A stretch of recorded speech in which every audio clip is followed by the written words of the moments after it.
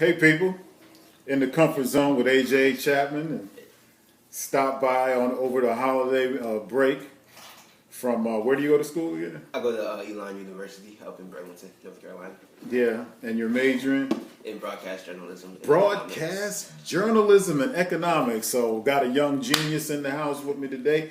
Actually, he's here to interview me, but he doesn't know that we're going to interview each other. We're going to talk about the cares of the world and what's going on. Can I get you a cup of tea or something? Oh no, I'm all good. Yeah, we're kind of late on that, so might as well jump in.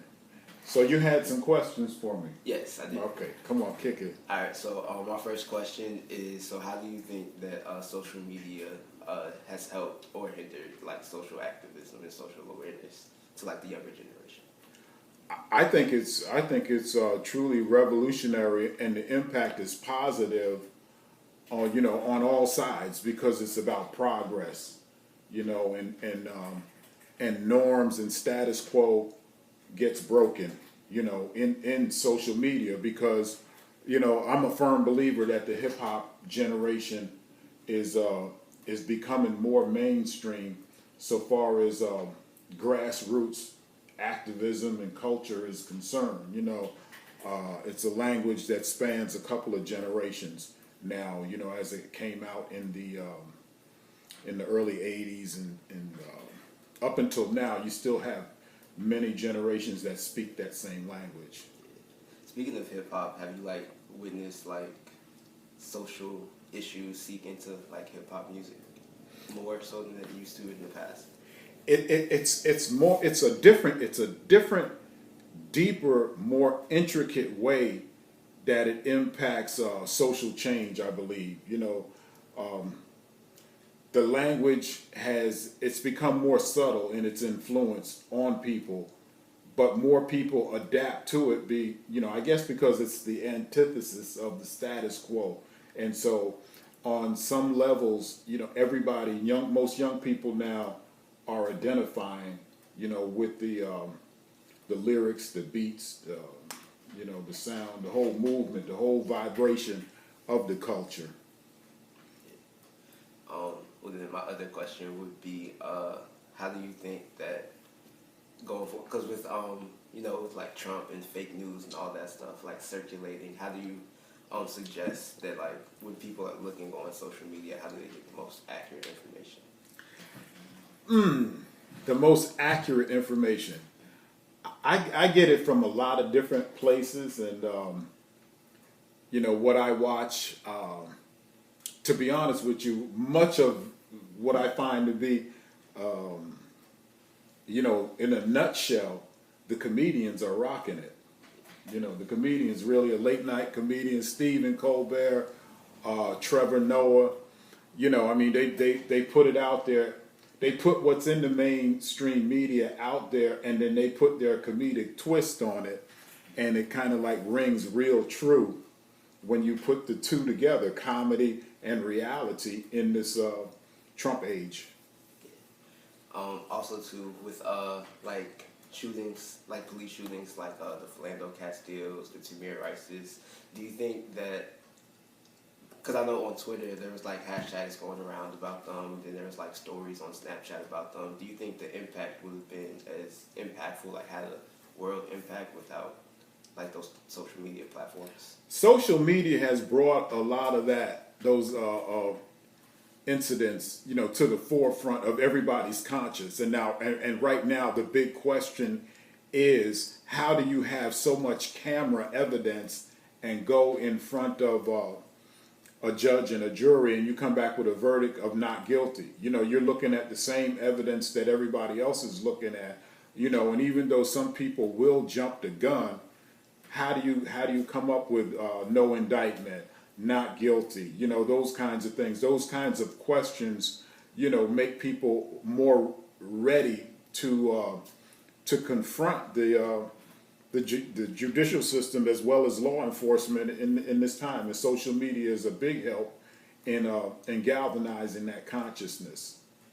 Yeah, but also too with that, But like even with the social media influence, you still, like you said, you still see like the no indictments and stuff like that. No punishment really being charged to a lot of the police officers. Do you think there's a way that like the local community can help assist with that in any way? I think so, and I think it has impacted this area. Where we are now here in Halifax County, North Carolina. There has not been any instances of police brutality that have been in the news on social media or otherwise. I think that the sheriff has he's politically shrewd, and and he's addressed a lot of issues, and that's been you just haven't heard that throughout the Roanoke Valley, Northampton County, Halifax County, just like in this area. That's something that we don't have. However, we do have, in 2015, that this county here, Halifax County, was number 5 in the United States per capita murder. So that's Halifax County hitting up there with Chicago, L.A., New York, That's D.C. Here, and that's pretty bad. But it's kind of quiet, and I think social media has a lot to do with it. One thing about social media is people don't like to be embarrassed, and so that's kind of a leverage in that thing. And so far as the police shootings, throughout the United States, and I was just listening to Dr. Umar Johnson. I don't know if you're familiar with him, but he was talking about there have been 200 police killings of black people this year in 2017 that we haven't heard a lot about, and so the curbing that information flow, can put us back in the place where I have a picture in one of my albums on Facebook where there's a black man hanging from a tree and a whole sea of white folks, looking at him and smiling at the camera, holding an ear and, piece of flesh and all that kind of stuff. And I'm like, and that was back, I guess, in the 40s or 50s, so where would you get a jury in that town if just about everybody in the town was at the hanging? So where do you get an arrest? Where do you get an indictment? And all of these people are there clear to see, with facial recognition software and so forth. You put that stuff out there, like in Charlottesville. One of the things that happened as a result of technology and social media, that a lot of the alt-right folks that were there, their pictures were taken, the facial recognition, and a lot of them lost their jobs, and I think that that's really important, and social media impacts that in a positive way, that we can do more to get close to some kind of semblance of justice, in America. What you think? What do I think? Yeah. Like about social media? I think it's a really fantastic tool. I think it really helps push the narrative a lot, but I think also too in that same breath it helps push like a lot of false narratives. Like I've seen a couple instances where people have been quick to jump the gun on social media. Like there was something I saw on like Twitter not too long ago about like some cops who had busted some white teenagers for weed, but as a no, they didn't bust them. The white teenagers went to the police office and said they found weed, and as a result, they had let them keep the weed because they had brought it in, and that had circulated. It was retweeted like over 1,000 times, and it popped up on my timeline. And looking at it, because somebody retweeted it, immediately I thought it was true. But like when you look deeper, it turned out to be fake. Like it was a fake police account. And so like with stuff like that, then you really have to be careful, because there's also like a lot of false narratives going around and people trying to push like this idea that like there's. It's a good point, but I look at that, to look at that, and I say, if it was true, what difference would it have made in reality? if they turned the weed in, if it was true, or if it was a stage. You know, and I look sometimes, and we were talking about this the other day, that anything that you see on social media could be staged. You know, even what we're doing right now, we could be, you know, people don't know whether we're functioning from a script, or, you know, whether we're, you know, actually kicking something live, or we're promoting an agenda. Yeah. I am promoting an agenda. I am promoting an agenda. And so, but I understand that. And the idea sometimes is that getting people to understand how, what kind of times that we're living in, that could make things like that and other things believable. You know, like a girl, they said she was faking, that she was in a room with some, with a couple, a black girl was in a room with some white boys, and they had Confederate flags and bandanas on and everything, and they hung her in the video, and she was, you know, foaming at the mouth, you know, when she was hanging and everything, and people were saying, don't put that out there. You know, people were criticizing me for putting it out there. They said it was fake, that this girl does stuff like that all the time. But in the meantime, they're right here in the state of North Carolina around that same time, there were 2 people that were found hanged, and I don't have that information with me off the top of my head, but they were actually found hung. No, it was one here and one in Mississippi in the same week. So, it's not funny. You know, it's just something to be taken into consideration. And so, and they have the right to freedom of speech and expression. So if you take stuff like that down, and Facebook eventually did take it down, and I circulated it pretty heavy, you know, and people were saying, this is not real, don't put stuff out that's not real, you know. So what do you do when it is real? Yeah. You know, you got a taste of it, because it was shocking to see. You know, and so is that preparation for the real thing? And then what do you do when it's the real thing? Oh, that's fake news. In the meantime, somebody's lost their life. You know, so it cut the truth always cuts with a 2-edged sword. You know, and so that's kind of like what I look at, and the way I look at it. And what I look at is social media overall. It's like it breaks the norm. It breaks the norm of the status quo, you know, like you know, any other. Normally, you say, okay, you're doing a broadcast journalism. You know, you put on your suit and tie. You know, you don't wear a hat, and you know, you all of these standards that they put up. So it's more believable if I have on a suit and tie, you know, and shaved up and all of that stuff, you know, and speaking with a completely proper standard American English accent, and that therefore gives it the illusion of being more truthful. And I think the idea of tearing down that kind of stuff is important also. And that's where the hip hop flow comes in. You know, so we can talk to each other the way that we understand each other, and we don't have the same restrictions that that mainstream media has. You know, broadcast studio, nice backdrop and all that. You know, you want to make it look as slick as possible, have your commercial, you know, sponsorship, you know, and so it's like, oh, this is brought to you by Campbell Soup. It's got to be good, you know, and that kind of thing. You know, that's the reality.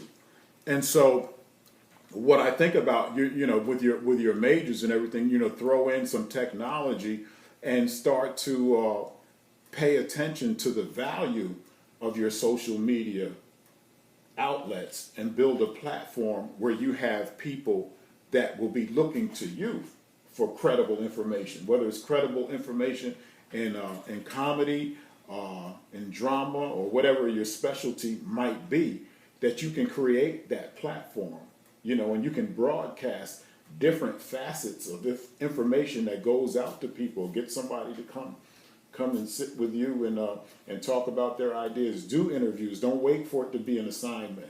Find out what your interest is and where you want to pay attention to, and where you want to have people, you know, focus for social change. If social change is your interest, you might just be interested in making money in broadcasting, which is fine too. You know, then you just you know, check the content of your productions. And what do you want them to be about? Or you know, because you can do slapstick. You know, everybody's shucking and jiving and joking, and that's, you know, there's a market for it. you know, and you could also be serious with it. And so I'm too old to play around like that. I got humor, in what I do, and I try to keep it like that. But I also like to show the absurdity of how we always bend over backwards to try to fit in the mainstream because we want to have, we want to be commercial. We want to have something that people support. But now they got these, different things like PayPal, Patreon, different things like that people could subscribe to whatever you put out there, and they'll finance you. And so therefore, you have more control over your creative content, and you can bypass a lot of the companies, the marketing, gimmicks that foster and blow out the portion of culture that they think should be out there, what they think is commercial, what they think people want to hear. Whereas if you get your own markets, like Beyonce did that, was it the Formation joint where she just put it out on YouTube? Yeah. And made a killing. She bypassed all the record labels, and then Jay-Z bought, what's that company that he bought when he released 444? I can't think of the name of it, but anybody that would do some research on it, you could see.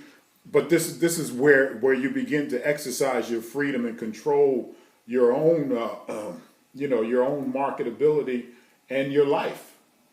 Because a lot of folks, they when they get out of school, they want to find a job. And it's like, create a job. Do the things that you can with what you have at your disposal. Whether it's cell phone, iPad, whatever.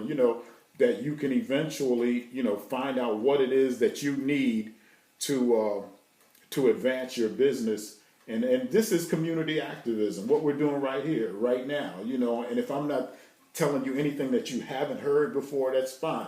I'm verifying things that you've heard, and I'm encouraging you to do this kind of thing, because we can't keep having all of the information dictated to us by others that don't necessarily have our community's interests in mind and heart. So that's my story, and I'm sticking to it. Yeah, I feel that. So going off that, so like oftentimes like those companies that control like what we have, like what we see and everything, those are like the juggernauts. So it's like the companies that you have to like get through in order to even like have like your own platform. Like you have to beat out those companies. So how would you like suggest to somebody like to like push through that? Like I say, YouTube, Ustream. People aren't using Pinterest as much anymore as they used to, but even Facebook Live. One thing I would like to be able to transfer, the content on Facebook Live, because that seems to be the strongest, input, and the strongest signal to get out a clear broadcast. But I would utilize them as well as develop my own, which I'm going to work on soon, is my own website, and so forth, to be able to drive people to my page. I get more people right now on Facebook, and I get a few on YouTube, but that's the idea of growth, and so I would just utilize them and not focus on so much on what anybody else might be doing, but focus on the quality of what I bring to the table. So that's my suggestion in that area. That's all the questions I had. If you have any more questions. What are your plans? You say you're in your third year, so you're ready to graduate soon. Yeah. And what do you plan to do with your degree, and how are you going to make that work for you?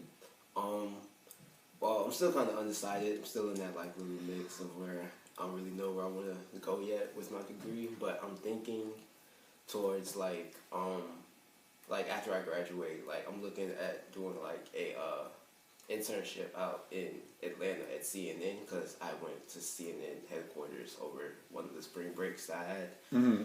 And like in the CNN headquarters, they have like of of course, CNN, the network, and they have like Bleacher Report and like CNN Espanol. I don't know the name of it, but it's like CNN in Spanish.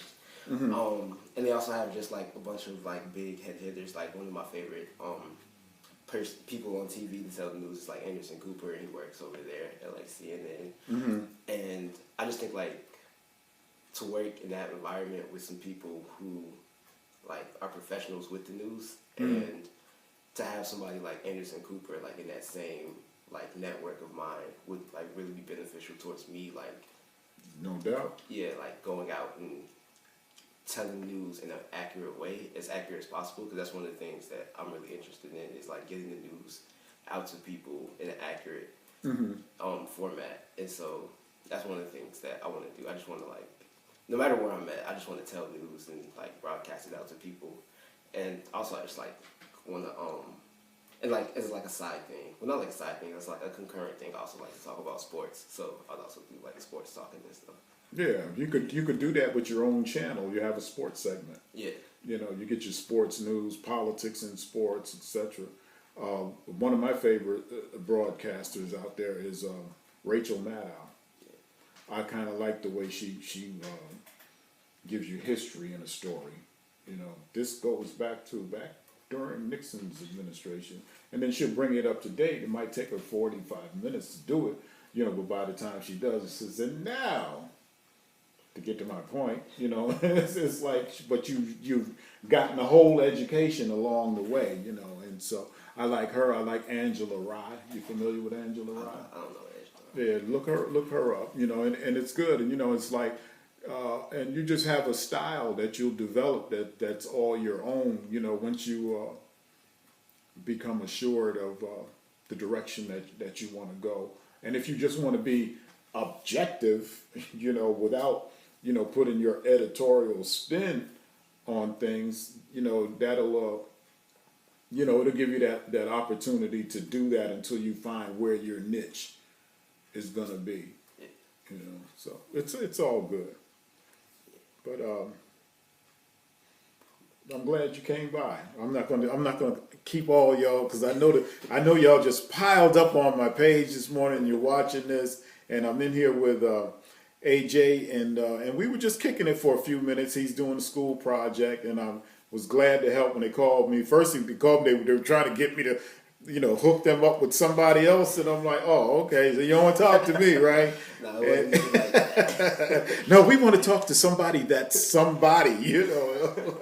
Like, okay, well, you find them then. You know, no, we'll settle for you. I was definitely glad to have you. You know, and so, but anyway, it's been good talking to him, and hope this has been a source of information and encouragement to you all out there to get information out. Don't be afraid to turn your phone on when you see something happening, and you know, and to talk about some things and change the level of conversation with you and your friends. You and your friends, you and Pookie and them. Y'all need to be talking about something more relevant.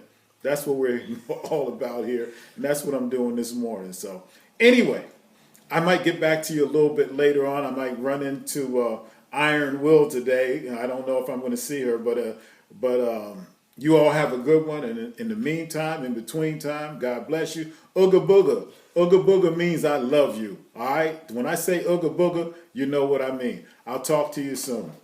Peace.